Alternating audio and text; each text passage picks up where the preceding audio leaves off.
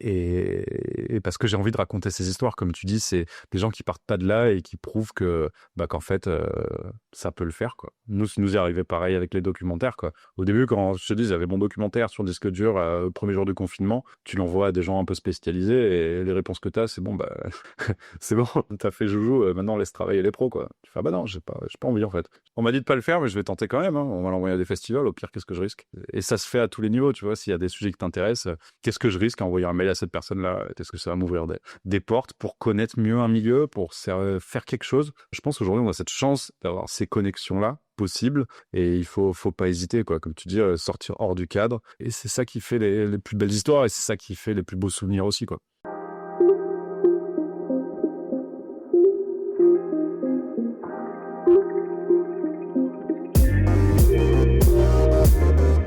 On retrouve Clément Pourtal, le fondateur de The Blue Quest, pour la suite de ses aventures et mésaventures sur le tournage du documentaire multiprimé Palawan. Pour rappel, Clément est ce merveilleux rêveur à la tête dure à qui il ne faut surtout pas dire que faire un documentaire sur l'océan quand on n'est pas réalisateur, qu'on n'a pas de distributeur et qu'on n'est pas trop fan de la plongée bouteille, ce n'est pas possible. Nous nous immergeons donc à nouveau avec lui dans les eaux cristallines des Philippines et dans le making-of de son documentaire Palawan mettant en avant 3 ONG, Soluba et sa restauration de récifs coralliens détruits par la pêche à la dynamite, ces 3 qui protègent les dugongs et leur environnement grâce à un savant mélange de recherches scientifiques et de savoirs ancestraux, et le parc national marin de Tubata, joyau philippin du patrimoine mondial de l'UNESCO, défendu des nombreuses convoitises qui l'attirent par des rangers dévoués. Avant de démarrer, un immense merci à mes sponsors, 2 messages courts mais pleins de sens et on part à l'aventure. Vous avez déjà essayé d'appeler votre banque et de parler à une personne prête à vous écouter? Pas si simple. Chez CPH, ils connaissent leurs clients et leurs projets, de même que vous connaissez votre banquier. CPH pourrait vous surprendre, c'est une banque à taille humaine et qui veut le rester. La croissance réfléchie et constructive localement, c'est plutôt plaisant, non? C'est pour cela que je suis très fière de leur soutien astroélifique. CPH, de loin la banque la plus proche. Le credo de mon partenaire AS Adventure me parle beaucoup. L'aventure n'est ni une destination ni une question de difficulté, mais un état d'esprit. Et c'est cet esprit qui anime leurs équipes de passionnés vraiment sympas, toujours prêts à vous conseiller en magasin ou sur asadventure.com pour vous aider à concrétiser votre aventure. AS Adventure, adventure is everywhere. Alors, si on revient là-dessus, donc on vient de quitter le bateau, ce qu'on appelle les liveaboard, qui nous amenait sur la station de Rangers. On vient d'être récupéré par les Rangers. Et là, en fait, au tout début de la première journée. Donc, première journée qu'on va passer avec eux. On apprend à les connaître. Ils parlaient pas très bien anglais. Nous, on parlait pas tagalog. Mais la connexion s'est faite assez vite, tu vois, genre, ils ont capté. En fait, c'est toujours un peu la même chose avec The Blue Quest, c'est qu'on arrive, les gens se disent, ah, il y a une grosse équipe qui va arriver, ça va être dur logistiquement et tout. Et ils voient 2 touristes arriver, en plus 2 potes. Tu vois, nous, on est là aussi pour rencontrer des gens, quoi. Tu vois, Fred, il nous appelle les 2 barjots, quoi. Il nous dit, il y a les 2 barjots qui sont revenus, Mais tu sais, c'est ça que j'adore. Moi, c'est à mon tour, je refais une parenthèse à ça. Bonne chance, les auditeurs. Mais je trouve que c'est très, très inspirant aussi, justement, ces histoires de gens qui se prennent pas trop au sérieux, qui disent, on n'y connaît rien, mais on sait jamais, sans le malentendu, ça peut marcher. Et qui juste y vont, quoi. Et à la limite, qui ont quelque part peut-être ce complexe d'infériorité par rapport aux pros, qui font qu'ils vont aller bien plus loin, qui seront bien plus résilients, qui vont accepter bien plus d'échecs et qu'ils iront, qu'ils arriveront au but, quoi. Fred, c'est ça, il connaît rien non plus à la base, et puis pouf. et regarde ce qu'il a fait. Il a fait un truc incroyable. Toi, tu dis, je connaissais rien en documentaire, je sais pas faire de montage, etc. Et puis voilà, regarde, ça donne des films primés. Et je trouve qu'il y a plein de gens que j'ai eu dans le podcast comme ça, qui sont aussi décomplexés que complexés quelque part. Donc, je veux dire, ils n'ont pas le bridage, la castration parfois qu'on peut nous mettre quand on suit le cadre, qu'on a le cursus, etc. Ils sont nécessaires aussi. Je veux dire, des scientifiques qui savent bien cadrer les choses, on a tout à fait besoin. Mais parfois, des espèces d'électrons libres qui disent, oh là là, et reste que je fasse tout pour être pris au sérieux et puis qui s'y mettent, mais qui n'ont pas quelque part, qui font des choses auxquelles les autres n'auraient pas pensé parce que normalement ça se fait pas et que normalement ça marche pas. Mais comme ils le savent pas, ils le font et ça marche. à la fin, parce que aussi ils se disent bon, ben si je me suis cassé la figure, c'est normal, j'y connais rien, je recommence, plutôt que quelqu'un qui a dit mais j'ai fait exactement tout ce qu'on m'a dit de faire, ça marche pas, bon, mais j'abandonne. Tu vois ce que je veux dire? Et j'en ai eu plusieurs comme ça dans le podcast. Ceux que je soutiens avec l'ONG Graines de Vie, que je salue au passage également, c'est aussi quelqu'un qui connaissait rien du tout. On a fait toutes les erreurs possibles pour reforester. Moi, j'y connaissais rien, et donc il s'y est mis maintenant. Et voilà, ça aussi avec implication des locaux. Et moi, j'adore toutes ces histoires pour dire à tout le monde, écoutez, mettez-vous-y à n'importe quoi demain, même si vous y connaissez rien, c'est pas grave. Si vous avez la passion et la volonté, vous avez tout ce qu'il faut. Bah, c'est vrai. Tu l'as dit avec l'exemple de Fred. Pour moi, c'est le meilleur exemple. Ça veut dire que il y connaissait rien, il le dit lui-même. Et il a utilisé ce qu'il connaissait. C'est-à-dire que Fred, c'est un super bon commercial. Et en fait, qu'est-ce qu'il a fait aujourd'hui? Il a fait un projet de protection marine, une fondation qui est un exemple au niveau mondial. Et il est parti de son île, au fin fond des Philippines, connecté à pas grand-chose, très loin de ce qu'on appelle la civilisation des décideurs et tout. Et comme c'est ça qui est fou, quoi. Et c'est-à-dire qu'aujourd'hui, tu vas sur les conférences internationales, Sulubai, et c'est trop cool. C'est que moi, j'ai reconnecté avec une amie avec qui j'avais plongé avec les requins bulldogs au Mexique, Carmen, qui était chercheuse chez Pelagos, ce premier projet. Et elle a vu le documentaire et elle m'a dit, mais il faut absolument que tu me mettes en contact avec Fred, avec Victor, avec Laure, parce que nous, on est en train de mettre en place un corridor de protection en Basse-Californie. Et ce qu'ils ont fait avec les populations locales, c'est tellement novateur que nous, ça nous intéresse et on aimerait savoir comment le répliquer. Donc moi, tu me dis ça, vraiment, c'est l'expression qu'on dit en français, je bois du petit lait, quoi. C'est-à-dire que j'ai servi à ça, j'ai servi de connexion entre ces gens-là qui, en plus, sont des amis. Et je me dis, mais si les méthodes de Sulubai, elles sont répliquées en Basse-Californie, mais c'est génial, c'est trop bien.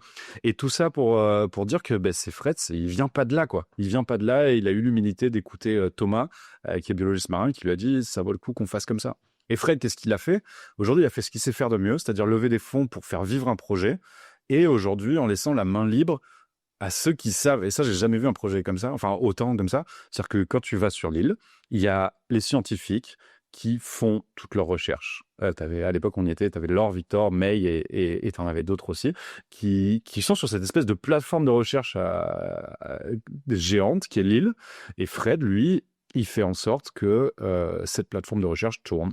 Et ça, je trouve ça juste fou, quoi. C'est-à-dire qu'il le fait en toute humilité. C'est ce qu'il disait. J'y comprenais rien. Je comprends un peu plus maintenant. Mais en même temps, je suis entouré des meilleurs. Et eux, les meilleurs, je les aide en sachant ce que je sais faire moi. Et ce qu'ils font moins eux, c'est je vais lever les fonds et je vais faire en sorte que ce projet marche pour que ce soit dans les meilleures conditions pour travailler. Et quand tu vois ça, tu te dis, mais il a tout compris, quoi. Il a tout compris. Et c'est pour ça que son projet marche aussi bien. C'est pour ça, là, nous, on est retourné filmer chez lui, parce qu'en fait, son projet change d'échelle aujourd'hui. Et on avait filmé la fin du projet Sea Academy, qui était cette première création d'un marine protégée, ses connexions avec les villages. Et là, en fait, ça marche tellement bien que les autorités sont venues le chercher pour qu'il fasse la même chose dans la baie d'à côté, et à plus gros niveau à Palawan. Et en fait, je sais que ça va marcher parce que il arrive à faire ça avec cette humilité et en étant conscient de ses capacités à lui. Là-dessus, de fédérer, Fred, il est devenu très connu dans le monde de la protection marine parce que il a aussi ce bagou et qu'il a réussi et qu'il a eu tous ses succès. Et ça, enfin, moi, comme je te disais, nous, il y a le côté qu'on voit des documentaires. En fait, le documentaire, ça met les gens en avant. Mais nous, on reste très proche de tous ces gens-là, et Fred en particulier, qui est devenu un ami, pour continuer à les aider autant qu'on peut. Et moi, à chaque fois qu'on a une diffusion spécifique et tout ça, je sais que c'est pour pousser ces projets-là, quoi.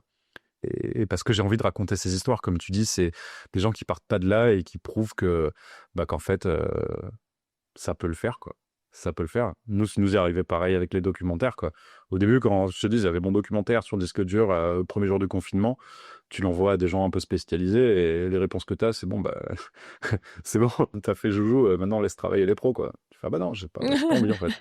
Je vais on m'a dit de pas le faire, mais je vais tenter quand même, hein. On va l'envoyer à des festivals, au pire, qu'est-ce que je risque? Et tu vois, et ça se fait à tous les niveaux, tu vois. S'il y a des sujets qui t'intéressent, qu'est-ce que je risque à envoyer un mail à cette personne-là? Est-ce qu'il va y avoir un contact? Est-ce que ça va m'ouvrir des portes pour connaître mieux un milieu, pour faire quelque chose? Je pense qu'aujourd'hui, on a cette chance d'avoir ces connexions-là possibles, et il faut pas hésiter, quoi. Comme tu dis, sortir hors du cadre, et c'est ça qui fait les plus belles histoires, et c'est ça qui fait les plus beaux souvenirs aussi, quoi. Ouais, vraiment. Ah oui, Fred, tu nous excuseras, on ne parlera pas trop de Sulubai ici parce que j'ai consacré tout un épisode. Donc, je vais renvoyer à cet épisode-là. Genre, je connais plus le numéro par cœur, mais je le redonnerai dans l'outro. Et on va continuer un petit peu sur les autres projets. Donc, on va, comme promis maintenant, épisode 25 de cet été, revenir sur la plateforme avec les Rangers de Mama. Ok, alors attends, là je vais essayer de me... Ok, donc on arrive sur la plateforme. Ouais, c'est bon. Et donc là, comme je te disais, la première journée, juste en fait, on s'installe, on suit un peu leur vie, quoi. Qu'est-ce qu'ils devaient faire, c'est-à-dire les patrouilles de surveillance, accoster les bateaux de plongée pour voir en fait si tous les papiers étaient en règle et tout, refaire un mouillage aussi. Où là, ils m'ont proposé une première fois, tu veux plonger avec nous, il faut aller à 15 mètres, refaire un mouillage, j'étais là, je peux y aller en apnée, c'est bon, je vais finir Alors, en les apnée. mouillages, c'est pour que ça ne détruise pas les coraux. Hein, Exactement. Voilà. Il y a des En fait, ancrages quelque part bien particuliers pour les bateaux qui arrivent, oui. C'est ça, et les bateaux restent là, et en fait, ils vont pas jeter l'ancre au milieu des coraux, sachant que ces coraux sont protégés, et si les gens les cassent, soit avec des bateaux, avec des palmes ou quoi, ils payent. Donc, tel le principe, pas pollueur-payeur, casseur-payeur, qu'on a vu aussi quand on était sur place, avec un bateau qui avait cassé les coraux en se mettant dessus. Et ça, c'était la première journée avec les Rangers. On est allé se mettre à l'eau. Nous, on était encore en apnée. J'ai toujours réussi à pas plonger. Et non, pardon, c'était la deuxième journée. Bon, attends, je vais faire dans l'ordre chronologique parce que sinon je vais pas y arriver. Donc en fait, on fait cette première journée avec les Rangers et on s'entend vraiment bien avec eux, tu vois. Donc ça, c'était vraiment cool. On fait la première soirée avec eux, soirée improbable sur la plateforme des Rangers où, à l'époque, ils n'avaient pas encore Starlink, mais ils avaient une connexion satellite qui permettait pas énormément de communiquer. Tu vois, la vie était très dure. Ils avaient 5 minutes de Messenger par jour par personne. Donc quand t'es 2 mois à l'étranger avec la famille et tout, c'est compliqué, tu vois. Donc ils avaient vraiment cette vie compliquée. Thomas Pesquet à côté, il a la belle vie. Hein. Ouais, c'est ça. Et non, vraiment, tu vois, des conditions qui sont très dures. Tu vois, il y a pas de douche, il y a pas de. Enfin, nous, on était, comment dire, on y allait comme ça. On savait qu'on restait pas trop longtemps et c'était vraiment cool de voir ça. Mais on se rendait compte aussi à quel point c'était dur, leur vie était dure, malgré le fait que leur boulot soit à ce point-là nécessaire. Premier soir, on se rend compte qu'ils n'ont pas forcément Internet, mais qu'ils ont une connexion satellite qui leur permet d'avoir un catalogue de karaoké de plus de 10 000 chansons. Et le karaoké, dans ce coin-là, ça, il faut, quoi. C'est un absolu... Le karaoké, c'est le matin, le midi, le soir. Enfin, aux Philippines, on n'en pouvait plus. Hein. Ah c'est ça. Et même sur la station. Donc le premier soir, c'est karaoké. Donc là, ça brise encore plus la glace, tu vois. Genre, c'était pas des conditions de tournage faciles parce que tu vois, nous on arrive sur la plateforme, on est avec eux. L'échange est pas forcément simple avec l'anglais qui est difficile et tout ça. Et mais au final, voilà, c'est comme ça qu'on avait dévié sur, comme disait Fred, tu vois, nous on arrive, et on a vraiment envie de rencontrer ces gens-là. Et en fait, c'est la façon dont on tourne aussi. On met jamais de pression, quoi. Sur mode, c'est quoi votre journée ? Ok, on vous suit, quoi. Et donc c'est ce qu'on a fait cette première journée, première soirée karaoké, magnifique. Et le lendemain, en fait, Angélique nous a rejoint sur la station parce qu'il y avait une recherche scientifique qui a lieu tous les ans, j'ai plus le mot exact, et en fait où tu as des chercheurs qui viennent compter les oiseaux sur un petit îlot qui est le seul qui reste tout le temps émergé, sur lequel tu as des oiseaux qui sont que là-bas, enfin d'autres oiseaux aussi, mais surtout des oiseaux qui sont que là-bas. Endémique. Exactement, endémique. Et donc là, tu as le long briefing qui explique ce qui va se passer pendant les 5 jours où eux vont faire la recherche. Et justement, là, on part à l'eau pour aller voir et recalculer exactement les mètres carrés qui ont été cassés par un des bateaux, et en présence du propriétaire du bateau et en présence d'Angélique, parce qu'il y avait une première estimation qui avait été faite, il n'était pas d'accord, et donc en fait là c'était l'estimation officielle, et qui disait voilà, vous avez cassé tant de mètres carrés, il va falloir payer, quoi. Et en fait, ce qu'il faut savoir, c'est que juste en quête pour quelques mètres carrés, la saison complète du bateau était à l'eau. Mais je pense que ça fait passer les bons messages aussi, quoi. C'est-à-dire que dommage pour le bateau, mais en même temps c'est un peu le principe, quoi. Tu casses quelque chose clair, qui, ouais, le message est clair, et en fait tout bataille est reconnu à ce niveau-là pour être extrêmement strict. Et donc ça c'était génial, et donc ça c'était la première journée où on était avec Angélique, on fait ça. Encore une fois, on arrive à pas se mettre en plongée. Et là on revient sur la plateforme des Rangers, et Angélique me dit mais Clément, mais tu peux pas être à tout bataille et pas plonger. C'est vrai, pour l'instant, pourtant j'ai réussi jusqu'à là. Moi je suis. J'ai réussi. Parce que tu sais, surtout en plus, j'avais encore dans la tête le briefing que j'avais entendu sur le bateau des touristes en mode là, il faut que vous oubliez tout. Votre vie en dépend. Ouais, c'est ça, bah, avec des courants où tu vois, tu dérives à 2 Mhm. mètres par seconde ou des trucs comme ça. Enfin, j'en sais pas, tu Mhm. rigoles pas, Tu te quoi. fais balayer, quoi. Ouais, tu réfléchis, ouais, t'es pas maître du tout du truc. Et là, en fait, il y avait une plongée scientifique l'après-midi pour aller changer un récepteur. Donc là, bah, je peux plus y couper, on part plonger. Donc là, comme je disais, comme à Camo Pulmo au tout début, là, tu vois, j'ai remis sur le bateau et voilà, Vent, il commence à sortir et tout. Et en fait, ouais, c'était une plongée qui était extrêmement compliquée parce qu'en fait, c'est vraiment, tu pars à l'eau et tu dois descendre très vite à 20 mètres. Et là, en fait, quand tu es à 20 mètres, tu vois que tu dérives, c'est-à-dire que tu vois passer le sol et tu sais que tu peux rien faire, quoi.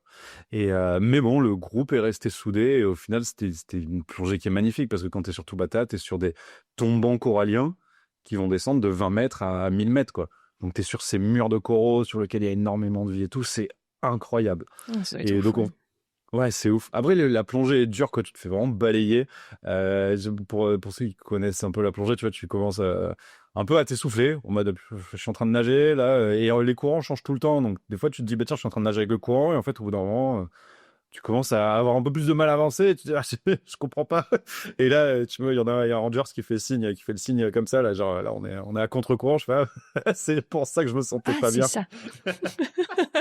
Mais, mais donc voilà, pour dire qu'on a vu des choses qui étaient magnifiques sous l'eau. Les plongées étaient très très dures, honnêtement. Moi, c'est les plongées les plus dures que j'ai faites. Et comme je t'ai dit, je suis pas super bon en plongée. J'avais les requis pour plonger à Tubata, mais voilà.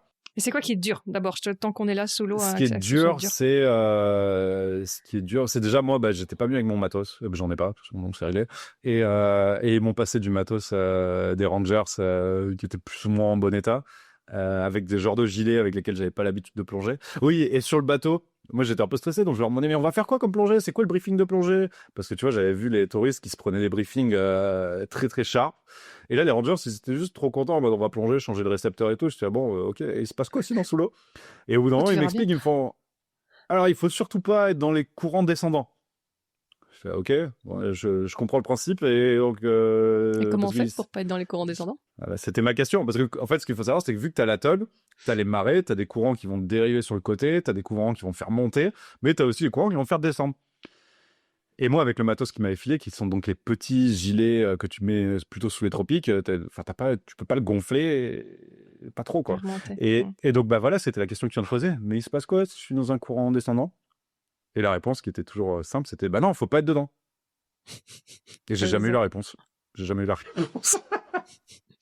Yes. Mais bon, les plongées se sont super bien passées. C'était, enfin, tu vois, c'est aussi pourquoi moi aussi je fais ça, The Blue Quest, d'un point de vue un peu plus égoïste et tout. C'est, enfin, d'un point de vue plutôt perso, c'est que c'est des expériences qui sont folles, quoi. Ça veut dire que là, on a passé 2 jours avec Mama Rangers, qui est une personne mais tellement inspirante et qui est une star là-bas aux Philippines. Et nous, on a pu plonger avec elle. Elle a pu nous raconter, tu vois, sa vision de Tubata, pourquoi elle fait ça et tout. Et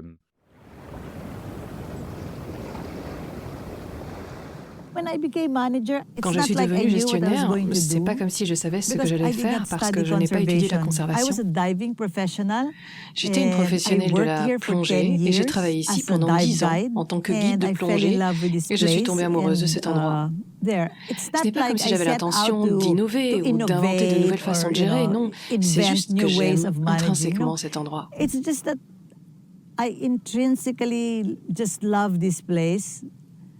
j'ai investi une grande partie de ces 22 dernières années dans les gens avec qui je travaille. Et donc, quand je partirai, ils seront toujours là et j'espère que cela a créé une culture de prendre soin de l'environnement et les uns des autres.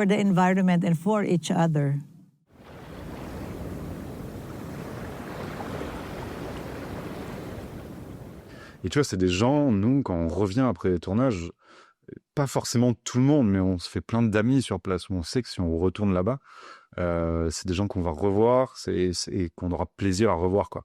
Et ça vaut tout l'or du monde. Et alors, la Mama, oui, tu as des beaux passages avec elle dans ses interviews. Et on spoil trop si tu nous parles un petit peu de son why, de pourquoi elle fait tout ça.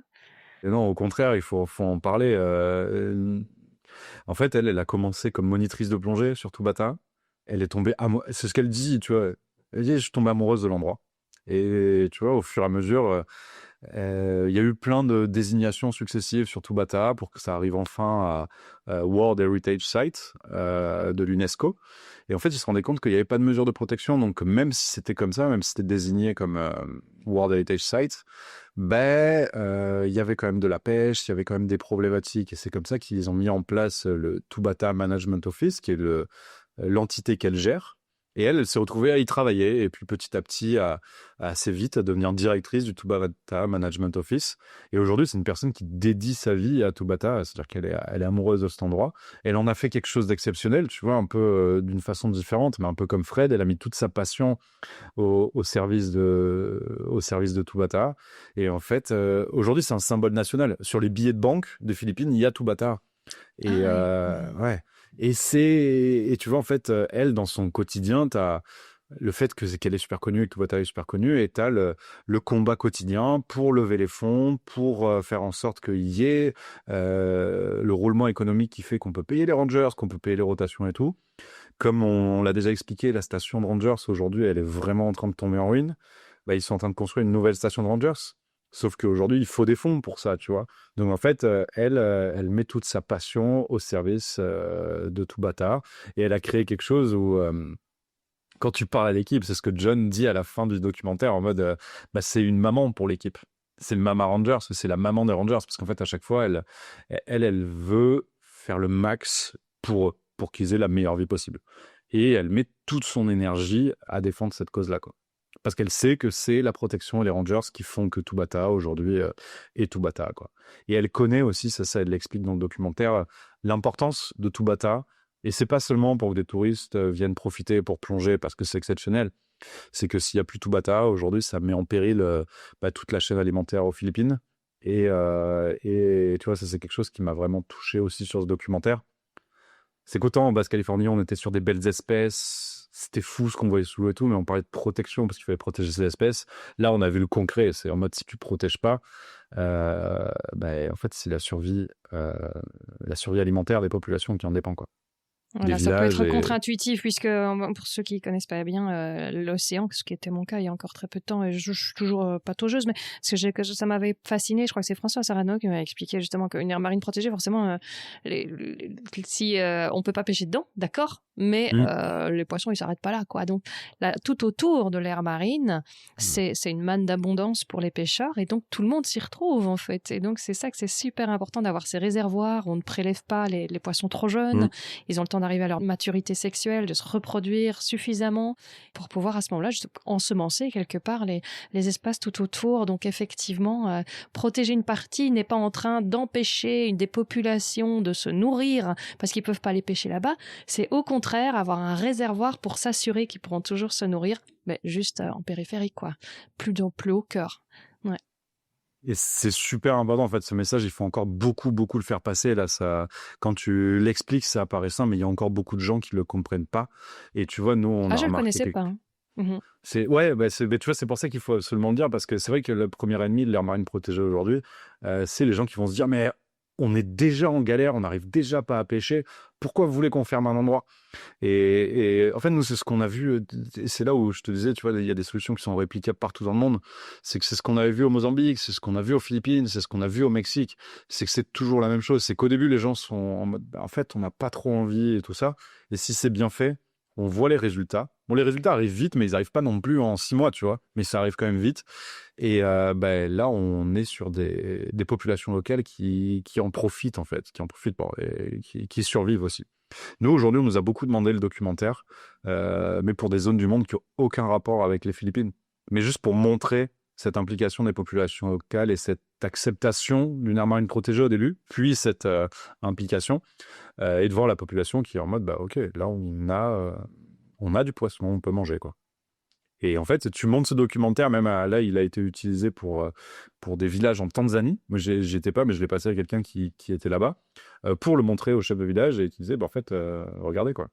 Et il y en a d'autres qui le font, et l'aire marine protégée, c'est pas forcément que juste une interdiction pure et simple.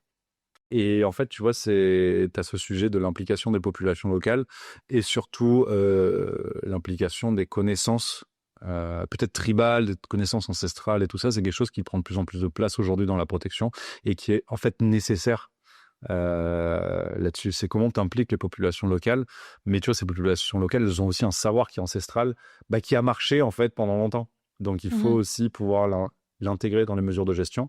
Et ça, c'est quelque chose, je pense, qui va faire beaucoup de bruit, qui fait déjà beaucoup de bruit dans le monde scientifique et qui va faire plus de bruit à l'échelle globale. C'est comment est-ce qu'on implique ces populations locales, comment on les valorise dans la gestion et dans la protection. Ouais, c'est pour ça que je te dis que je soutiens Graines de Vie, qui a vraiment cette démarche-là aussi dans la reforestation et c'est hyper nécessaire. Ils ont tout compris de ce côté-là, c'est génial. Donc voilà. La mise en place d'une aire marine protégée peut également être accessible aux communautés possédant des ressources limitées. C'est à cela qu'œuvre l'ONG C3 Philippines, basée à Conception, sur l'île de Busuanga. The Busuanga municipality is the last shade of paradise. We need to protect this pristine environment because there are other threats other than the illegal fishing or environmental degradation, but tourist development aggression is also coming. Porté par les réseaux sociaux, le tourisme a explosé ces dernières années aux Philippines. Dans les endroits les plus saturés, les conséquences sont dramatiques pour les écosystèmes côtiers fragiles. Un destin que C3 souhaite éviter à l'île de Busuanga, destination encore relativement confidentielle, en y développant des aires marines protégées. Si l'île de Busuanga peut espérer financer la conservation par l'écotourisme, c'est en partie grâce à la présence d'une espèce marine unique le long de ses littoraux. Le troisième projet, c'est 3 sur les... Donc, on va parler de ces dugongs, ces espèces de têtes de morse, là, puisqu'ils ont des petites... ils ont un petit peu, je crois, les... Ils ont des moustaches, ouais. Des moustaches, ouais, avec un dos qui est plus, effectivement... celui de... Je sais pas, c'est pas très marqué, donc effectivement, on dit que ce serait peut-être lui qui est à l'origine du mythe des sirènes, parce que... De sirènes bien en chair, c'est pas la sirène Barbie, mais... qui mange 40 kilos d'herbier marin par jour, il a une bonne diète. Mais ouais, ce projet, il était fou. Déjà, nous, c'était la première fois qu'on voyait des dugongs, donc tu vois, tu vois ça dans l'eau, c'est vraiment beaucoup, beaucoup d'émotions. Mais moi, ce qui m'a vraiment touché sur ce projet, c'est... On a eu moins de temps qu'avec les autres projets pour filmer C3. Et en fait, on s'est vachement bien entendu avec l'ONG C3, en voyant ce qu'ils faisaient avec les collectivités locales, mais ils nous ont surtout amenés dans le village de Tagbanua, sur l'île de Calauit, donc un village tribal qui est géré par la loi tribale, et en fait, qui est une success story de la conservation, parce que c'est géré par le village, c'est eux qui ont mis en place leur loi au niveau national, c'est-à-dire ils ont fait remonter des ordonnances au niveau national, mais tout en s'appuyant sur la loi tribale. Ça veut dire qu'ils voyaient ce qui marchait avant, tu avais cette connaissance ancestrale, et ils ont fait venir l'ONG C3 pour avoir cette un peu mise en pratique scientifique. Donc c'est ce mix-là où la communauté décide ce qu'elle fait par elle-même, elle intègre sa culture, elle intègre ses connaissances, et tout en ayant des suivis scientifiques de pointe. Et en fait, l'ONG est un peu ce catalyseur au milieu. Et j'ai trouvé ça super intéressant. Parce que c'est-à-dire que le village, il a qu'une envie, c'est de protéger, c'est sa ressource, c'est de ça qu'ils vivent. Et en fait, ce qui se passait malheureusement pour eux, c'est que il y a plein d'entreprises qui s'étaient mis en place pour venir voir la dugong, et eux, tu vois, c'est un patrimoine culturel pour eux, le dugong. Et en fait, tous les jours dans ces jeux, il y avait plein d'entreprises qui venaient faire de l'écotourisme, et eux, en fait, ils en retiraient rien. Et il y a eu quelque chose de super intéressant qui a été mis en place, où ils ont dit, voilà, nous, d'après ce décret, on est propriétaire de cette terre et de cette surface marine. Donc, en fait, on interdit tout le reste. Nous, on met en place notre entreprise d'écotourisme. Et en fait, ça leur sert à financer la protection de l'endroit, les patrouilles et tout ça. Mais en fait, tu as cette espèce de cercle vertueux que je trouve trop bien. Et tu veux une petite anecdote? Oui. sur ce... Donc, on est arrivé donc cette île de Calauit, où en plus, nous, avec Jérôme, on était malades déjà depuis quelques jours, mais genre bien malades comme tu peux être malade là-bas. Et en fait, on pensait que ces trois avaient arrangé. Et, ils nous avaient dit, le village est OK pour vous recevoir, que vous veniez faire des interviews et tout ça. Et en fait, on est arrivé et on ne savait pas trop si le village était OK ou pas. Donc, ils ont réuni le conseil des chefs. Et là, il fallait tout représenter depuis le début pour expliquer. Après, je pense qu'ils avaient dû avoir des déconvenus avec des documentaires et tout ça pour expliquer en fait, que nous, on était là juste pour mettre en avant ce qu'ils faisaient, que ça allait leur servir après, et qu'on n'avait pas juste des images pour leur faire raconter n'importe quoi et tout ça. Mais il faut que tu t'imagines la situation où je suis vraiment bien malade. On a quand même réussi à aller nager avec les dugongs, voir ce que c'était. et que là, il nous restait des interviews à faire des chefs de village et après on rentrait dormir, où là, c'était un peu l'objectif de la journée aussi quand même. Et là, comment on me met sur une chaise, t'as 20 personnes en cercle autour de moi qui me regardent comme ça, en mode qui es-tu? Je te oh là là. Je suis quelqu'un qui va avoir besoin de vos toilettes. Exactement. Mais après, tu vois, c'était super intéressant d'être avec eux parce que tu comprends aussi les problématiques et tu comprends aussi pourquoi ils font ça. Il y a dû y avoir des problèmes avec certains tournages, avec aussi, ils étaient peut-être un peu frileux par rapport aux activités qui avaient été mises en place avant, qui leur bénéficiaient pas et en fait, qui utilisaient leurs ressources et leur territoire. Donc aujourd'hui, c'est clair, en fait, tu peux pas faire de la protection d'environnement, protection marine, enfin, je parle de ce que je connais, sans impliquer les populations locales.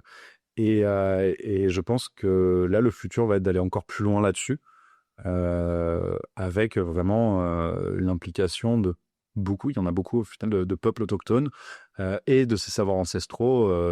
Donc Qu'est-ce comment que tu as fais appris cette justement balance? chez eux? Alors, on n'a pas eu trop le temps qu'ils nous montrent ça, mais en fait, on a surtout eu l'explication entre le chef de village et ces trois en fait, ce mix-là. Je suis pas forcément au clair là-dessus, vu qu'on n'est pas resté assez longtemps. Mais ouais, enfin, en parlant pas mal avec justement les chefs du village et tout ça, on voyait que c'était quelque chose qui était vraiment important pour eux.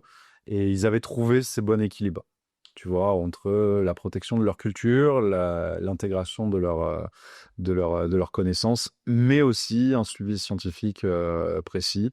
Donc franchement, tu vois, on a vu ça, ça nous pousse enfin à se dire que sur des prochains projets, on a envie aussi d'aller voir plus de projets comme ça. Je sais qu'il y en a beaucoup, tu vois, en Colombie-Britannique, par exemple, j'ai rencontré des gens qui avaient réussi à mettre en place une aire marine protégée gérée directement par une tribu. Donc je pense que c'est quelque chose qui est vraiment important aujourd'hui.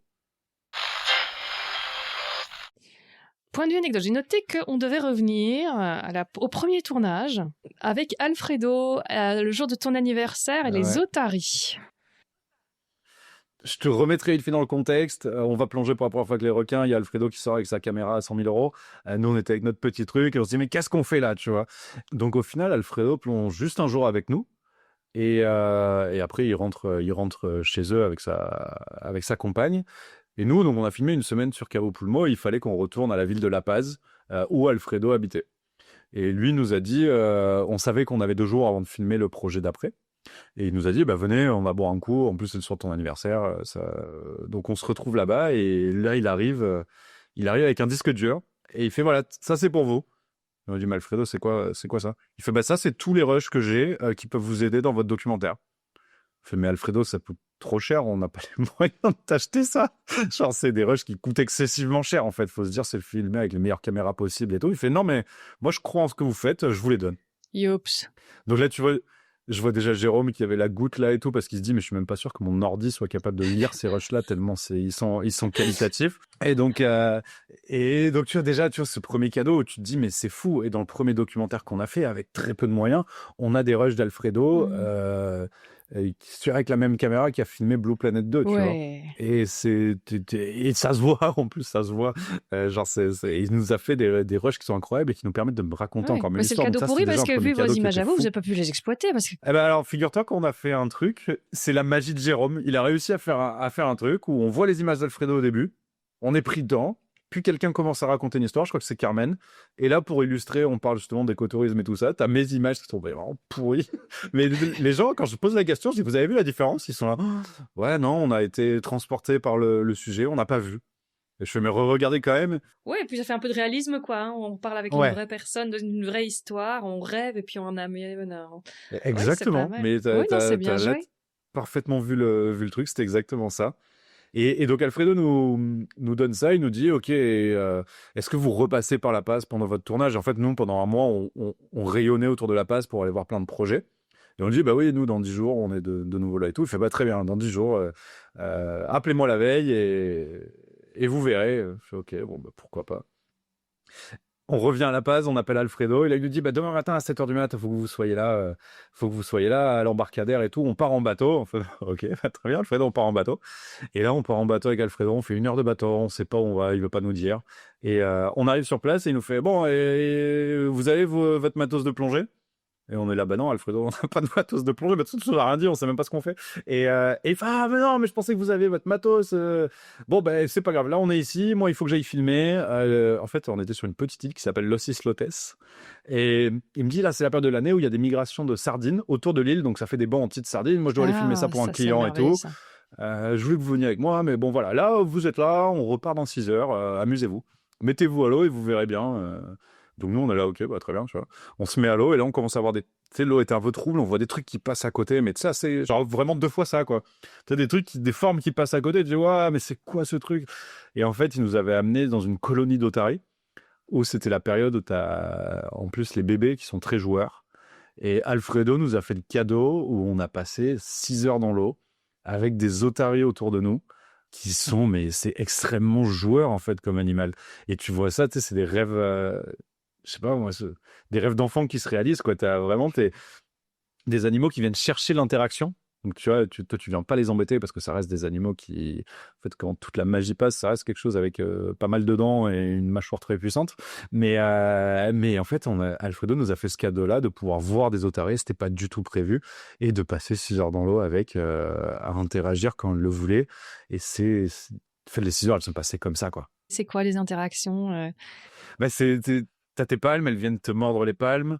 Si tu trimbales ta main comme ça, elle va venir essayer de te mordre la main gentiment. Ouf, Ou parce que pas, oui, des tu dis fois. grosse mâchoire. Ouais, ouais, non, ou pas, des fois. Mais en fait, là, Alfredo nous a un peu laissé comme ça quand même. Il nous disait, débrouillez-vous. Et bon, nous, c'était plutôt l'instinct de survie. Donc, quand on voyait les très gros qui venaient vers toi, tu te dis, allez, je me barre. Mais ouais, c'est vraiment, il faut que tu imagines que tu es dans l'eau, à la surface, et tu as des flèches qui passent de tous les côtés, qui des fois C'est des s'arrêtent torpilles, hein. et viennent en face de toi. Tu vois, te regardes, on se retourne, genre, vous ouvrent la bouche. Si jamais t'étais rentré sans faire exprès dans leur espace vital, elles te soufflent des bulles dessus. Ah Mais ça, donc vous êtes pas mal attention justement à pas faire ça. Et il faut vraiment que tu imagines que tu es dans l'eau et des fois, pendant 5 minutes, tu en as 5 qui passent autour de toi en torpille. Et après, pendant 10 minutes, il n'y a plus personne, il n'y a plus rien. Et voilà, et pendant 5-6 heures, c'est comme ça, quoi. Alors maintenant, tu as tes palmes fétiches avec les morsures d'otaries dessus ou... Ouais, j'ai les palmes fétiches avec les morsures d'otarie. Alors l'appareil, je l'ai donné, cet appareil, parce qu'on est passé à un autre type de matos, mais où il y avait les petites morsures d'otarie aussi. Donc ouais, c'est surtout en fait, c'est surtout les souvenirs que tu gardes de ça, quoi. J'ai eu la chance d'y retourner et à chaque fois c'est magique quand tu as ce genre d'interaction. Tu te dis c'est le genre de journée qui peut faire vraiment changer quelqu'un, je pense. Tu changes une vie sur une journée comme ça. Tu changes une vie avec ce genre d'interaction et tu comprends. Enfin, ça te donne envie d'en connaître plus sur ces animaux. Et en fait, après, tu rentres dans un engrenage. Tu sais, il y a un effet cliquet où ce que tu sais, même si tu aurais envie, tu peux pas l'oublier, quoi. Tu vois, tu as appris quelque chose, les choses vont pas forcément bien, mais tu le sais, tu peux pas l'oublier, donc tu passes au truc d'après. Et après, ça te pousse à agir au bout d'un moment. Enfin, je pense qu'il y a quelque chose d'assez humain là-dedans. Mais ouais, ce genre de journée peut changer une vie. Et nous, c'est un cadeau incroyable qu'Alfredo nous a fait. Et voilà, quelqu'un qu'on peut appeler aujourd'hui un ami, hein, comme je te dis, quand j'y suis retourné, je suis chez lui. Là, on réfléchit à des projets qu'on pourrait faire ensemble. Donc, t'imagines le rêve pour moi, qui suis en touriste du documentaire où il y a une superstar qui est un ami et qui aimerait bosser avec nous. Et j'espère qu'on y arrivera, quoi. Ouais, ça c'est formidable, ouais. C'est ça que tu voulais dire, je t'avais interrompu en disant, puis on est retourné à la page, je sais pas si tu voulais raconter autre chose, juste dire Bah que non, voilà, c'était les ça. projets continuent Non, ensemble. et ce que je voulais dire aussi, c'est que des fois, tu vois, donc nous arrivait une anecdote peut-être un peu triste sur le tournage, c'est que donc Alfredo, on le voit à Cabo Pulmon, on le voit avec les otaries, où faut que tu imagines quelqu'un qui a 50 ans, sourire jusque-là, il a eu une vie de fou. Alfredo, il était cubain, il a réussi à quitter le pays, ce qui est rare pour un Cubain. Toute sa vie il voulait aller dans l'eau, il pouvait pas quand il était à Cuba, il a découvert la plongée il a réussi à plonger à 30 ans pour devenir un des caméramans les plus connus sous l'eau. Donc tu te dis, bon, déjà, histoire de fou. Avec Jérôme, on se dit, mais en fait, lui, il n'était pas du tout prévu, mais il faut qu'on l'interviewe. C'est Alfredo. Et donc, on se disait, il va nous faire l'interview peps du docu. Et en fait, qu'à partir du moment où on l'a mis devant la caméra, tu voyais, il disait, non, mais là, ça va pas, quoi. On a tout détruit. Moi, je suis venu en Basse-Californie pour voir les bancs de requins-marteaux. Ils ont tous été pêchés. Ouais, il faut que les communautés s'engagent et tout. Mais moi, je n'y crois pas forcément et tout ça. Et tu vois, donc, on a cette interview au milieu où on s'attendait pas du tout à ça. Et en fait, on en a reparlé plusieurs fois avec Alfredo derrière. Il me dit, mais tu sais, des fois, je regrette un peu. Enfin, tu vois, genre, il me dit, voir le documentaire en complet, ça m'a aussi redonné de l'espoir. Et je regrette pas mon interview, mais je vois que je change et que j'ai changé depuis, quoi. Et je trouve ça fou parce que c'est vrai, il faut que tu imagines qu'on a vu quelqu'un qui était plein de vie et quand on l'a mis devant la caméra, il était plutôt déprimé, quoi, en me disant, mais en fait, moi, je pense pas qu'on va y arriver, quoi. Là, je vais voir ce qui reste tant que ça reste. C'était ça son idée. Tu te dis, mais c'est horrible. Et en même temps, je comprends, il a passé sa vie dans l'eau. Il m'a dit, toi, tu as vu ça? T'as vu, mais moi, j'ai vu 15 fois plus d'otaries, j'ai vu 15 fois plus de trucs. Toi, tu vois quelque chose, tu trouves que c'est beau, mais moi, j'ai vu ce qu'il y avait avant, tu vois. Et donc, c'était assez dur, en fait, tu vois, quand on avait eu ce moment dans le tournage. Mais ce qui est beau, c'est qu'en fait, on est restés amis. Et en fait, aujourd'hui, on va potentiellement bosser ensemble et tout. Et enfin, moi, pour moi, enfin, j'ai pas de mots pour des trucs comme ça, tellement on a de la chance, en fait. C'est trop génial, tu me donnes envie de le rencontrer aussi. Dis donc. Je termine toujours par quelques questions un peu plus générales. Un objet qui t'est indispensable, quelque chose que tu prends toujours en voyage avec toi, un truc que tu dis, ah, il faut que je prenne mon... Bah, mon masque de plongée, figure-toi. Quel que soit le voyage, je vais toujours l'avoir au cas où il y a un truc, on pourrait se mettre à l'eau, même si c'est un lac et tout ça. Genre, en fait, je serais tellement frustré de pas l'avoir et de me dire, ah, mais j'aurais pu aller à l'eau. Ça serait le masque de plomb, enfin, le masque, quoi. Le masque pour regarder sous Attends, l'eau. je vais te montrer un truc. François Ah, Sarano me parlait du masque que lui avait offert son père, qui était en verre, donc tu vois, cassable et tout. Et bon, mais pas en mouillard, donc voilà, c'est pas la même génération, mais j'ai retrouvé dans le garage, son magnifique. vieux masque de plongée en verre. Et je me dis, oh purée, c'est ce dont me parlait François Sarano. Je dis, papa, je peux le prendre, ton vieux? Je dis, bah oui, qu'est-ce que tu veux que j'en fasse? C'est trop vieux, ce truc, mais toute qualité super, le caoutchouc est encore souple. Et Ok. ouais, c'est du verre, quoi. Et c'est trop génial. Enfin, moi, il me fait rêver, ce masque. Il me dit, tu vois, qu'est-ce que tu vas faire avec ce vieux truc? Je dis, bah, je vais le mettre dans mon bureau, sur mon étagère, parce que ça me fait penser à tous ces plongeurs, François Sarano, Didier Noireau, ces gens qui ont commencé comme ça, quoi. Mais tu sais que ce masque, il ressort en édition collector sur pas mal de marques de plongée. Ah ouais? Cette forme de masque-là, ouais, parce qu'en fait, tu as une grande visibilité. Et, et en fait, il était très bien ce masque, et il l'est toujours, mais voilà, il est trop beau. Oui, ouais, voilà, moi, c'est mon coup de cœur, donc je pense justement récemment, mais qu'est-ce qu'il veut faire avec ce vieux truc? Mais il faut fait rêver, que tu papa. essayes de Il me plonger fait avec. rêver. Hein. Ah ouais, mais carrément, j'aurais peur de le casser par contre, mais ouais, je vais essayer. Retourner à Banyuls, ça, sur le Ouais, c'est sentier, ça. là, sous-marin. Bah, rendez-vous à Banyuls avec le masque, hein, vu que moi j'aurais toujours le mien avec moi. Franchement, ça me tente bien comme idée. Hein. Le fail qui t'a le plus appris, parce que je dis, moi j'adore les échecs, parce que c'est ça qui crée les succès en général même, enfin, qui nous font grandir. Bah en fait, il y en a eu plein tu vois, là, t'as tout le côté positif, The Blue Quest, où on en est et tout, mais c'est que des échecs aussi, quoi. Mais tu vois, si tu commences même plus loin, hein, je te dis, j'ai fait une école de commerce, j'avais passé le concours de Sciences Po, que j'ai loupé à genre 3 places. Donc tu vois, d'un côté c'était un échec, mais d'un autre côté ça m'a permis d'aller dans cette école et qui m'a permis d'être proche de ces sujets-là et tout. Donc ouais, t'as eu ce premier échec-là de Sciences Po. Bah, le premier échec de The Blue Quest, où au final on s'était dit tiens, on va réussir à faire quelque chose avec le Mozambique et tout, et au final non. Donc c'était l'idée, bon, bah, le projet part à la poubelle, au final on l'a ressorti. Et là en fait dernièrement, je vais m'expliquer, mais pas trop, parce que vu que c'était toujours un projet que je faisais en parallèle d'un travail ou quoi, bah même s'il y avait des trucs qui marchaient pas, en fait, il y avait pas trop de trucs qui marchaient pas vu qu'on les prenait un peu sans pression. Je sais pas si tu vois ce que je veux dire, mais on y va, ça marche pas, c'est même pas un échec parce que de toute façon, bon bah c'est pas grave, on a d'autres trucs à côté. Là, c'est un peu en train de changer parce que The Blue Quest est en train de devenir un peu mon travail aussi, parce que le documentaire a plus de succès que prévu et donc nous on va l'utiliser encore plus pour mettre dans les projets. Tu n'en vivais pas en fait de Blue Quest jusqu'à présent. Non. Ah, Là, tu vois, même quand je l'ai refait, je m'étais dit, j'ai un an pile. Ouais, c'était ça. Je me suis dit, tiens, j'ai un an pile, on refait un documentaire sur les Philippines et en un an, il est filmé, monté, il part en festival et moi, je retrouve un boulot. Et bon, bah là, clairement, si je te parle aujourd'hui et que je suis en train de faire ça, c'est que c'est pas le cas. Donc, j'ai dû créer une micro-entreprise et ce genre de choses. Mais non, au niveau de l'échec, en fait, c'est vraiment je regarde toutes les choses qui n'ont pas marché et au final, je regarde la façon dont ça a permis de rebondir sur autre chose. Donc, c'est-à-dire que j'arrive pas trop à les considérer comme des échecs. Ça n'a pas marché, bah voilà, tu vois, j'ai pas eu Sciences Po, bah c'est pas très grave, je sais pas où je serais aujourd'hui si j'avais fait Sciences Po. J'ai The Blue Quest, le premier n'a pas marché, bah c'est pas très grave parce que est-ce que ça aurait marché de toute façon, j'en sais rien. Et on a fait aussi d'autres tentatives de tournage avec d'autres amis et tout, qui ont marché, mais qui n'ont pas marché sur le moment. Mais en fait, je sais qu'elles marcheront. Tu vois, c'est des projets qu'on a lancés, des tiroirs sont ouverts. Ça marchera un jour si ça doit marcher, tu vois. Ou c'est pas vraiment des... Quoi qu'il se passe, t'apprends quelque chose. Donc, j'arrive pas à te dire il y a un échec cuisant et un arrêt brutal, quoi. Bah, c'est bien, ça, c'est le beau message que j'essaie de faire passer aussi. Hein. N'avez pas peur de l'échec. Le succès dont tu es le plus fier, ce qui demande évidemment de redéfinir ce qu'est le succès. Bah, c'est quoi le succès? Ouais, c'est dur comme question.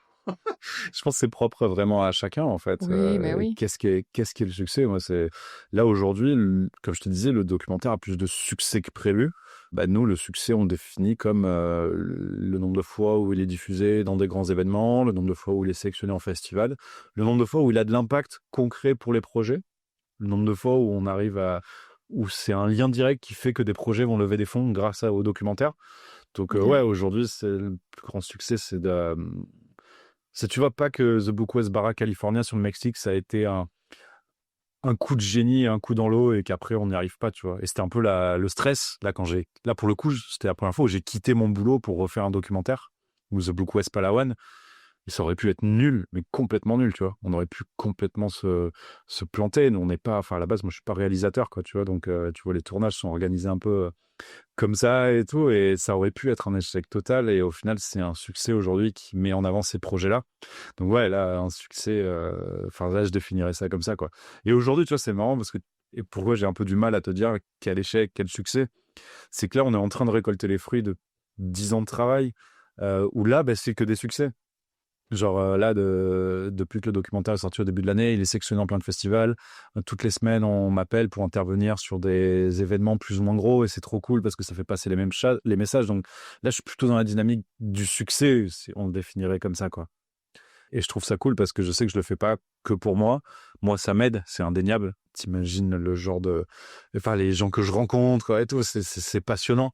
Mais d'un Ouais. autre côté, je sais que ça aide aussi d'autres, enfin, des projets qui me tiennent à cœur. Et moi, c'est aussi pour ça que je me lève le matin, quoi. Et je finis cette partie là-dessus, mais là, tu vois, on se rencontre aujourd'hui, c'est trop bien, on passe un bon moment, c'est super agréable, quoi. Parce que Ah oui, oui. j'aurais pas fait ça, on se serait pas rencontrés. Enfin, tu sais, c'est tous ces petits trucs qui font que, ouais, c'est ça les succès aussi. Exactement. Moi, je pense exactement la même chose que toi, forcément pour les mêmes raisons.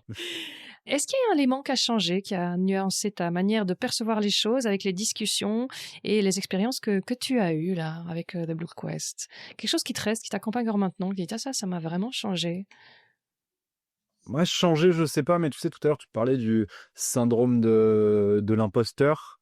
Enfin, c'était pas ce mot-là exactement que tu as utilisé, mais c'était sur ce principe-là. Je pense que c'est... En fait, tu vois, moi, j'ai pas forcément vu le truc venir. C'est-à-dire que on a fait un premier au Mozambique, j'ai complètement arrêté. On est parti au Mexique, où bah, ça a eu son petit succès. Et après, je travaillais chez Pure Océan, où en fait, pendant ces 3 ans, on me demandait souvent d'intervenir, mais aussi bien pour Pure Océan que pour The Blue Quest. C'est-à-dire que des fois, c'était dans le cadre d'un et je mettais l'autre en avant, et inversement. Et en fait, donc, tu vois, cool pour tout le monde. Et en fait, bah, je suis intervenu sur plus en plus d'événements, et donc petit à petit, ça grossissait sans que je m'en rende trop compte. Et donc aujourd'hui, là, on me demande d'intervenir sur des gros événements, de faire des prises de parole qui ont enfin, avec des implications et tout ça. Donc c'est beaucoup de stress, en fait, enfin, c'est des choses nouvelles, et t'as toujours ce syndrome de l'imposteur en disant, mais je suis qui, moi, pour aller dire ça, pour aller faire ci, genre, pour te donner des conseils et tout. Et donc ouais, ça c'est quelque chose qui m'accompagne, où on va essayer de toujours un peu de remettre en question, de remettre, je sais pas si c'est ça l'expression, mais l'église au centre du village, en mode, bah, là aujourd'hui, il y a ça qui marche, ça permet de faire ça, et t'essaies toujours de garder un peu ça à l'esprit, tu vois, je pense que le syndrome de l'imposteur, ça peut faire beaucoup de blocages, mais là, c'est qu'une idée perso. Je pense qu'il faut jamais le perdre complètement, parce que sinon, après, on peut devenir la personne qu'on n'a pas envie de devenir, quoi. Exact, exact. T'as déjà dû aller jusqu'à Monaco ou des choses comme ça, faire des présentations là-bas? Oui, on Ça, était c'est quand avec même une Fred, justement. grand-messe ouais, voilà, Ouais, du monde de et moi, l'océan, ouais. j'arrive à voir ça aussi comme en mode, tu vois, comme ce que je te disais, je pense qu'il y a des gens qui ont plus d'impact possible que d'autres, et arriver à convaincre ces gens-là, ça serait faire avancer des projets 15 fois plus vite. Et donc, on essaye enfin, il faut utiliser tous les moyens là-dessus. Genre, aujourd'hui, les événements internationaux où il y a des gens qui se mettent en avant et tout, bah, c'est aussi utile pour ça, quoi. Parce que moi, si demain, il y a un ministre d'un pays qui a envie de venir faire son super speech et se mettre en avant devant le monde entier, mais c'est parce qu'elle ou il a réussi à vraiment implémenter 30% de protection de son espace, bah, tant mieux qu'il ou elle y aille. Qu'il le Voilà, fasse surtout, ouais. c'est ça. Et bah, enfin, tu vois, genre, c'est quelque chose que je vois beaucoup de présent dans ces milieux-là, l'ego, qui peut être des problèmes des fois. Et je pense qu'il faut toujours se poser la question de où on est, qui on est, genre vraiment essayer de s'en rappeler à chaque fois. Mais il faut savoir aussi que c'est quelque chose qui drive beaucoup de gens et on fera aussi peut-être changer les choses par ça, quoi. Super d'accord. Qu'est-ce que tu entends souvent pour réaliser un documentaire? Quel conseil ou avis t'as souvent entendu qui est complètement faux en fait? Ah bah, qu'il faut absolument avoir un diffuseur et une boîte de prod. C'est complètement faux aujourd'hui. Enfin, alors, encore une fois, c'est que mon avis. Moi, j'ai découvert En fait, aujourd'hui, moi, je suis une boîte de prod à moi tout seul, en faisant les levées de fonds, en faisant les budgets, en faisant les tournages, en faisant la diffusion et tout. Et en fait, on m'a toujours dit, non, mais tant qu'il n'y a pas de diffuseur, personne ne payera pour ça. Et de toute façon, s'il n'y a pas de diffuseur, où est-ce qu'il va aller, ce documentaire ou cette vidéo? Donc, ça sert à rien. Et en fait, aujourd'hui, je trouve que c'est un milieu qui a changé très, très vite en peu de temps. Mais aujourd'hui, on peut se lancer. Demain, on a tous des téléphones qui, en fait, peuvent permettre de produire des choses avec du petit matos qui coûte pas grand-chose.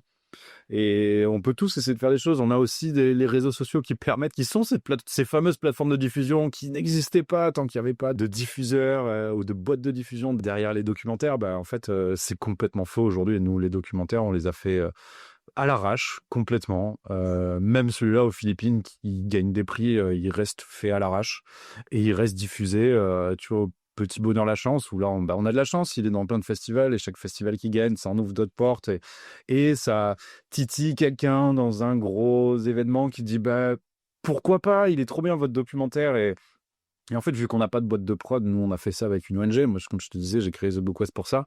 Ce qui fait que les événements intéressants et impactants qui me disent est-ce qu'on peut diffuser, s'il vous plaît, le documentaire, je fais mais bien sûr, c'est open bar. Alors que si jamais, enfin, c'est l'impression que j'en ai, si j'avais 15 000 parties prenantes avec des boîtes de prod, des boîtes de diffusion, à chaque fois, il faudrait que j'appelle en disant est-ce que vous êtes d'accord pour que j'utilise ce documentaire qui, en fait, n'est plus vraiment le mien pour le diffuser sur cet événement, c'est important pour moi. Ah, bah, est-ce que ça rapporte de l'argent? Est-ce qu'on rentre dans nos frais? J'en sais rien, mais là aujourd'hui je me pose pas la question, donc c'est complètement faux qu'il faut une boîte de prod et tout en ayant un énorme respect parce qu'il y a des projets qui peuvent pas se faire sans boîte de prod et sans boîte de diffusion. Mais parler de ces sujets aujourd'hui, on peut tous le faire. Enfin, avec un bémol, on peut tous commencer à faire des documentaires tout en se renseignant et en mettant en avant les gens qui savent. Je mets un bémol sur on peut tous le faire. Je pense que c'est pas une bonne idée que tout le monde se mette à raconter n'importe quoi. Mais voilà, ça vraiment, il faut savoir que aujourd'hui, avec des YouTube, il y a des façons gratuites de faire des documentaires, de les mettre en avant. Et enfin, ce sera jamais complètement gratuit, mais on parle pas de se ruiner financièrement pour faire ça, quoi. Et de toute façon, c'est toujours pareil, il faut tenter. Et c'était ça un conseil, tu vois, ce que tu me disais, c'est en mode il faut pas attendre d'avoir acheté la méga caméra, d'avoir fait la méga formation, d'avoir la méga équipe et tout, parce que comme tu disais, tu as des gens qui vont suivre exactement tous les points qu'il faut faire. Et à la fin, si ça n'a pas marché, c'est compliqué, quoi. Alors que si tu as tenté petit à petit, tu apprends petit à petit, tu vois ce qui marche pas. Mais voilà, et je sais pas si ce serait une question après, mais j'en profite pour le dire aussi. Moi, il y a quelque chose qui est important, tu vois, dans le documentaire, mais en général pour les projets. J'ai fait les 2 tests, tu vois, de faire ça en mode full et où ça doit être ma source de revenus et avec un emploi à côté. Et honnêtement, le conseil, il y a beaucoup de gens qui me contactent aujourd'hui et j'ai toujours trouvé du temps pour leur répondre. Mais mon conseil, c'est d'essayer d'avoir toujours une source financière à côté qui permet d'être un peu serein quand on fait ce genre de projet. Pas mettre tous ses œufs dans le même panier là-dessus parce que il faut le vivre pour le comprendre, mais quand on se réveille la nuit parce qu'on sait pas ce qui va se passer, comment on va payer les loyers, les trucs comme ça et tout, en fait on peut pas se focus à fond sur les projets. Et les projets où on reste serein, en sécurité financièrement, en fait s'ils capotent, c'est pas grave, quoi. Et alors que le reste, donc il faut trouver l'équilibre où il y a un moment où il faut se lancer, mais il faut quand même faire vachement gaffe au début parce que la pression est là. Et tant qu'on l'a pas vécu, on le sait pas. Mais se réveiller la nuit parce qu'on sait pas comment on va payer le loyer ou on sait pas ce qu'on va manger, c'est pas ça qui aide à avancer, quoi. Ça rend pas créatif, ça fait pas faire les bons choix, c'est ouais. Exactement. exactement. Excellent conseil, ouais. Du coup, ouais, c'était les ingrédients pour réussir un grand projet. Toi qui en as côtoyé beaucoup, peut-être un grand projet comme Fred et Mama, et voilà. C'est quoi leurs ingrédients, à ton avis? Ce que tu repères, les grandes constantes. En fait, sur les projets de protection marine, il y a quelque chose que j'ai remarqué. On voulait le mettre dans la conclusion du docu, mais tu as vu que c'était pas là. C'est qu'à chaque fois, il y a une personne ou un petit groupe de personnes qui a l'initiative du truc. Et c'est des gens à qui on a dit non, mais ça sera pas possible. Et ils ont dit ah ouais, je m'en fous. Et je vais quand même tenter.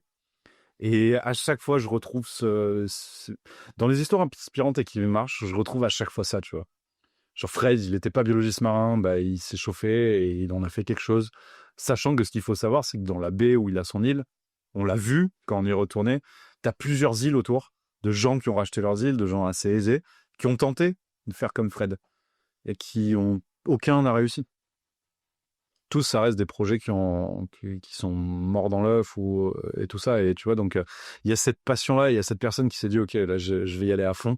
Et chacun des projets de protection que je vois, il y a toujours cette personne iconique qui est là. Et ce que je trouve intéressant, Mama, elle en parlait, tu vois, c'est qu'elle prépare sa transition. C'est quoi Tuata quand il n'y aura plus Mama Rangers? Et je trouve qu'elle le prépare de manière très bien parce qu'on sait déjà qui sera la prochaine ou le prochain Mama Ranger.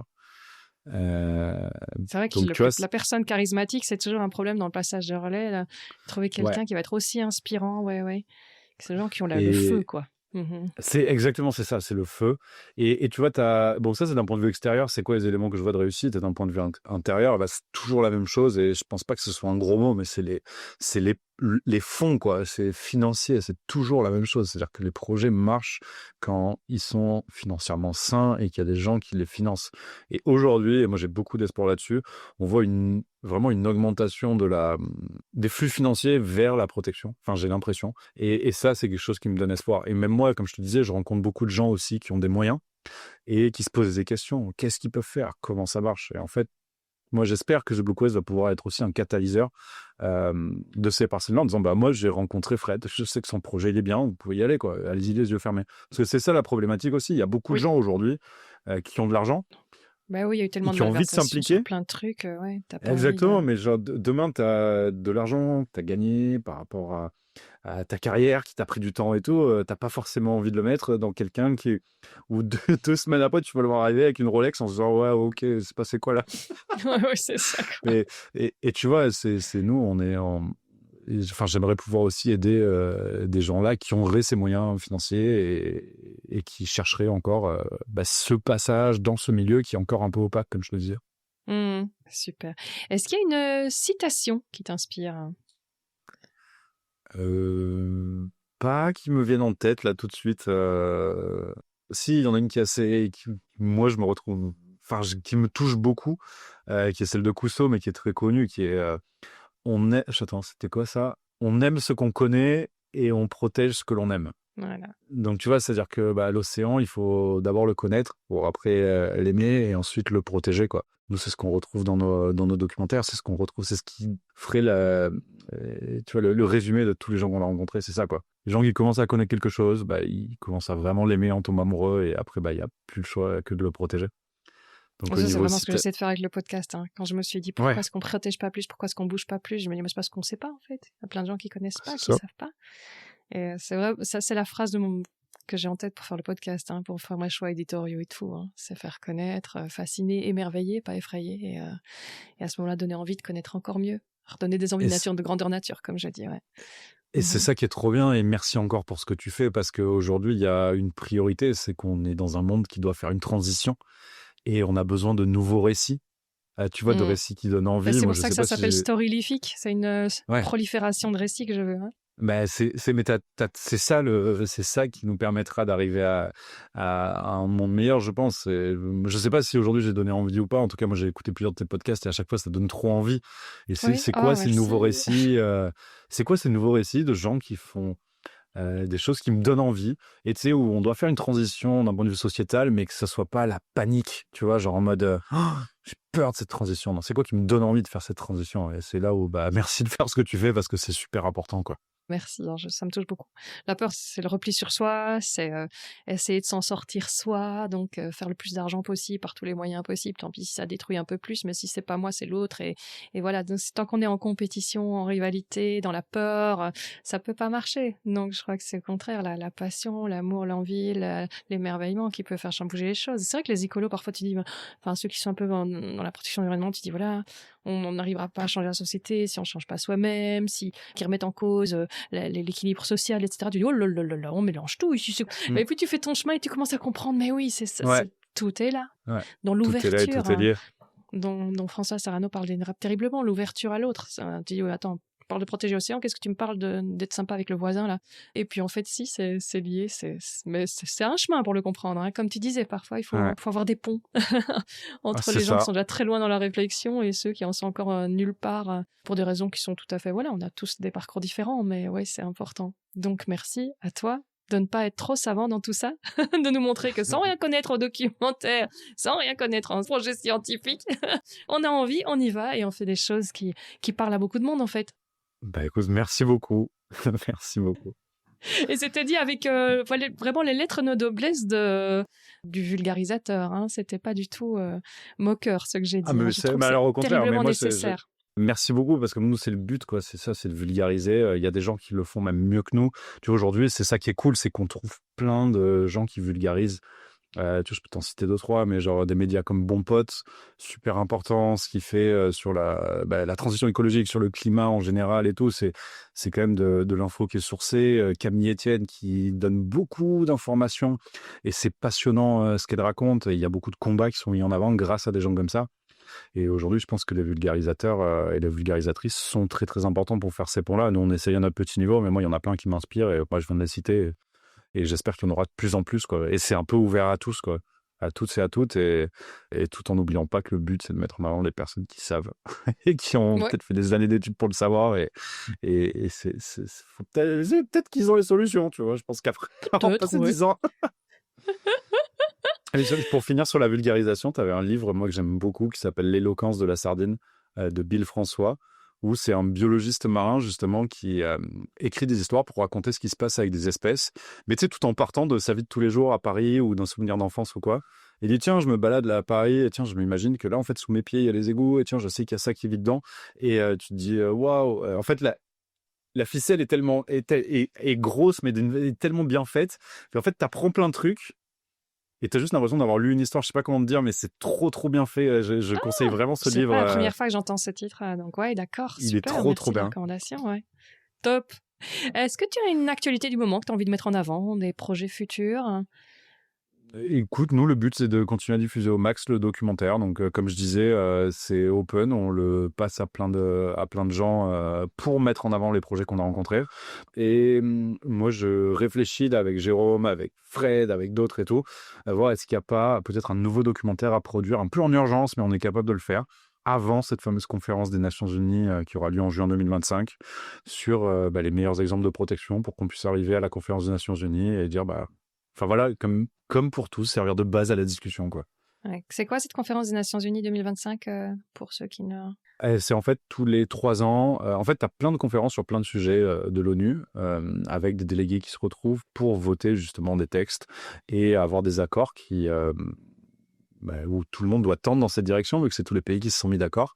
Et là, ça fait quelques années que celle sur les océans, ça va être la 3e, si je ne me trompe pas, qui aura lieu à Nice. Ça fait quelques années que ça grossit. Moi, j'ai eu la chance d'être à celle à Lisbonne en 2022. Et au lieu d'avoir juste des parterres de délégations dans quelque chose d'un peu obscur et tout, on ne sait pas trop ce qui se passe, mais il y avait énormément de jeunes très câblés, très bons, qui étaient capables d'aller faire des débats avec leurs ministres respectifs et respectives. Donc en fait, moi, j'attends ça avec impatience parce que c'est l'endroit où on annonce des choses, c'est l'endroit où il se passe c'est là où on fait, comme je te disais, ces grandes annonces. Et je pense que là, aujourd'hui, on est vraiment dans une urgence absolue en ce qui concerne la protection de l'océan. On a une deadline qui est 2030 pour protéger efficacement 30%. Et là, 2025, cette conférence des Nations Unies, c'est un peu le moment où on va voir sortir des belles choses, je pense, du chapeau. En tout cas, je l'espère. En tout cas, moi, je vais faire le max de mon petit niveau pour que ça se passe, quoi. Est-ce qu'il y a une question que je t'ai pas posée que tu aurais aimé que je te pose Écoute, non, non, moi, encore une fois, je voulais te remercier pour ce que tu fais parce que déjà, moi, c'est marrant de me retrouver de l'autre côté. Tu vois, où c'est moi qui suis interviewé. Et je trouve ça trop cool parce que là, en faisant ce podcast, tu nous aides à parler du documentaire indirectement, tu nous aides à parler de Fred, de Mama et tout ça. Et c'est, enfin, pour nous, c'est juste génial. Donc, merci pour ça, vraiment, merci pour ça. De rien. Et écoute, là, donc, si j'ai bien compris, c'est le premier épisode de la série et on doit se revoir toutes les semaines pour refaire 3 heures de... Oui, c'est ça. Bah écoute, ouais, hein, on va la faire la Joe Rogan, là, les gros shows américains qui durent 2-3 heures. Où est-ce qu'on peut te retrouver pour ceux qui veulent suivre les actualités et le futur de Blue Quest? Sur les réseaux sociaux, on s'appelle The Blue Quest, donc c'est marqué juste là derrière, ce côté. Oui, et sur le t-shirt aussi, hein. Ouais, c'est marqué partout. Ça, tu vois, j'ai Oui, un peu c'est marqué j'ai mes restes d'avoir bossé dans la communication. Oui, voilà. Ça a servi, ça a servi. Ouais, ça a servi. Non, ouais, vraiment sur les réseaux sociaux, on est assez actifs sur LinkedIn parce que justement, moi, tu vois, comme je te dis, j'ai cette idée d'essayer d'impliquer plus des entreprises et tout dans cette transition. Sur Instagram, LinkedIn, Facebook, on a un site internet aussi qui va évoluer, je pense, dans les mois à venir. Mais ouais, on partage beaucoup sur les réseaux sociaux et sachant que nous, notre gros enjeu, c'est de tirer au max sur ce documentaire actuel pour mettre le plus en avant les projets et après on le sortira gratuitement en ligne parce que c'est toujours un peu notre... On a eu des propositions pour justement peut-être tu vois des diffusions de télé et tout, ou des débuts, on commence à nous en parler, mais en fait on perdrait cette liberté de la donner accessible à tous et le jeu en vaut pas la chandelle, quoi. Ok. Donc, on se posera toujours la question, est-ce qu'on va toucher plus de monde si on le met sur une plateforme ou sur une plateforme gratuite? Et on réfléchira à chaque fois qu'on nous fera des propositions, mais pour l'instant, on est vraiment plus en mode, moi j'ai envie qu'il soit dispo gratos et que tout le monde puisse l'utiliser, quoi. Donc c'est pour ça qu'on diffusera bien les liens pour que justement cette tactique soit la plus porteuse possible. Je te remercie, c'était vraiment trop cool. Et merci encore une fois pour ce que tu fais. J'espère que vous aurez ri autant que moi en écoutant Clément et que vous aurez envie de lui tirer votre chapeau pour cette énergie de feu qui a porté son projet de Blue Quest là où il en est à présent. Et ce n'est pas fini. Je salue au passage son indispensable comparse Jérôme Rousse, sans qui l'aventure aurait été bien différente. Je vous remets dans les notes le lien direct vers les documentaires de The Blue Quest disponibles gratuitement sur YouTube pour que vous puissiez profiter du résultat des tribulations dont vous venez d'entendre parler. Pour en savoir plus sur Sulubai, je vous invite à aller écouter un autre Marseillais, lui aussi très contagieux point de vue enthousiasme. Si vous avez aimé cet épisode, vous allez adorer l'épisode 69 avec Frédéric Tardieu qui vous raconte son histoire tellement improbable et donc tellement inspirante. Dans le prochain épisode, on reste dans le bleu avec Morgan Bourkis, le triple champion du monde d'apnée. Ensuite, on retournera sur la terre ferme pour les épisodes suivants qui nous mèneront en bivouac engagé dans le Grand Nord et en vélo à la découverte des esprits des pays baltes, pour ne citer que 2 de nos prochaines destinations. Comme toujours, je termine en vous demandant de faire un petit geste tout simple qui fait vraiment la différence pour ce projet. Storylific soutient la reforestation grâce à vos écoutes. Donc, si l'épisode vous a plu, partagez-le sur vos réseaux ou parlez-en autour de vous, car plus il y a d'oreilles, plus on plante. Merci à toi pour ton écoute, qui est la raison d'être même de ce podcast, et merci à mes partenaires, sans qui nous n'en serions pas à la 4e année de diffusion de Storylific. Et oui, on vient de souffler une bougie de plus. À bientôt. J'espère que vous aurez Et j'adore un chat. Ouais, elle est jolie. Ouais, c'est plein de poissons. Un requin. T'as peur des requins? Ça va mieux maintenant. Les 4 hectares du parc naturel de Toubata représentent 66% de l'ensemble des îles marines protégées. Ça, vous l'avez vu de près, hein? Oui. Un bonbon. Allez, vous l'avez presque. Vous vous souvenez?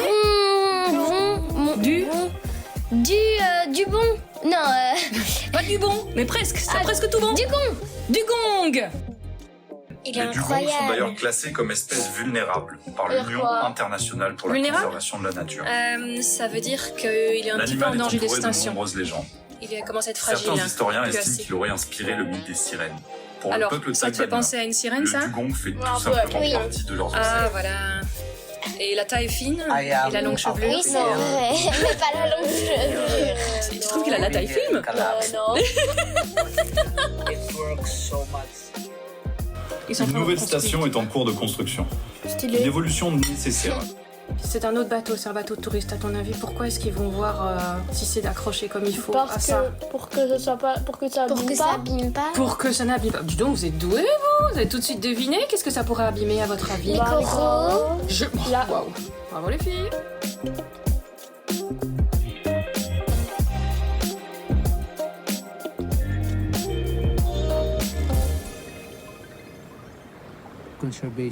La conservation est très importante. La vie de Tagbana est toujours d'aller à la pêche. La pêche est notre gagne-pain quotidien. Une fois que nous détruisons nos ressources naturelles sur notre territoire, nous détruisons finalement nos propres vies. Nous devons donc protéger toutes les ressources naturelles, la forêt, les mangroves et jusqu'à l'océan.